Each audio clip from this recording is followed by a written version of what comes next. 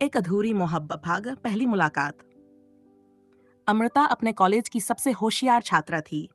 पढ़ाई में अव्वल, हर प्रतियोगिता में आगे और साथ ही एक शांत स्वभाव की लड़की। वह अपनी दुनिया में मगन रहने वाली थी। किताबों, कविताओं और सपनों से भरी दुनिया। दूसरी तरफ आरव था, पूरी तरह उल्टा, जिंदा दिल, मजाकिया और हर किसी का चहेता। दोनों की पहली मुलाकात कॉलेज की लाइब्रेरी में हुई। अमृता एक किताब निकाल रही थी और संयोग से वही किताब आरव भी लेना चाहता था। दोनों के हाथ किताब पर एक साथ पहुंचे और एक हल्की मुस्कान के साथ आरव ने कहा, अगर आप इस किताब को पहले पढ़ लेंगी तो मेरे लिए इसकी कीमत और भी बढ़ जाएगी। अमृता को यह लड़का थोड़ा अजीब लगा, लेकिन उसने हल्का सा मुस्कान देते हुए किताब छोड़ दी। उस मुलाकात के बाद आरव उसे हर जगह दिखने लगा, कभी गलियारे में, कभी कैंटीन में, तो कभी लाइब्रेरी में। धीरे धीरे अमृता को एहसास हुआ कि यह सिर्फ इत्तेफाक नहीं था। भाग 2, दोस्ती से प्यार। आरव ने धीरे धीरे अमृता से दोस्ती कर ली। वह उसकी कविताएं सुनता, उसके साथ घंटों बातें करता और उसे हंसाने की कोशिश करता। अमृता, जो हमेशा अकेली रहना पसंद करती थी, अब आरव की संगत में खुद को खुश महसूस करने लगी थी।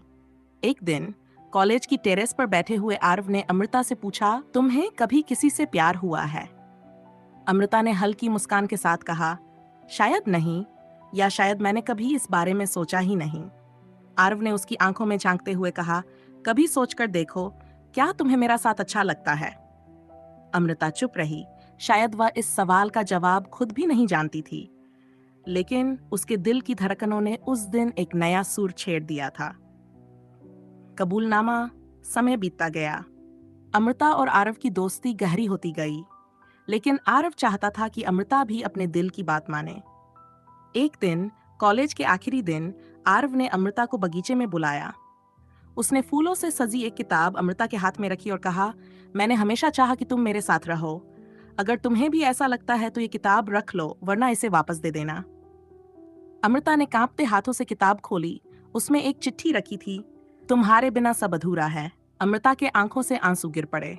वह जानती थी कि उसे आरव से मोहब्बत हो गई थी, लेकिन वह डर रही थी। डर कि कहीं वह आरव को खो न दे, डर कि कहीं ये सिर्फ एक खूबसूरत एहसास भर न हो। भागदार जुदाई। अगले दिन अमृता कॉलेज में नहीं आई, ना ही अगले कुछ दिनों तक। आरव बेचैन हो उठा। वह उसके घर पहुंचा, लेकिन वहां ताला लगा था।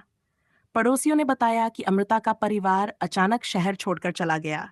आरव के लिए यह किसी सदमे से कम नहीं था। उसने हर जगह अमृता को ढूंढा, लेकिन वह कहीं नहीं मिली। भाग गायब। सालों बाद, 10 साल बीत चुके थे। आरव अब एक प्रसिद्ध लेखक बन चुका था, लेकिन उसकी कहानियों में हमेशा एक अधूरी मोहब्बत की छाप रहती थी। एक दिन एक साहित्यिक कार्यक्रम में आरव ने अपनी नई किताब का विमोचन किया। किताब का नाम था एक अधूरी मोहब्बत। कार्यक्रम के बाद जब वह ऑटोग्राफ दे रहा था, तभी एक जानी पहचानी आवाज आई, क्या मुझे भी एक ले? आरव ने चौंक कर देखा। अमृता उसके सामने खड़ी थी, वही मासूमियत। आरव होठों पर हल्की मुस्कान आई और उसने किताब पर लिखा, कुछ कहानियां कभी खत्म नहीं होती,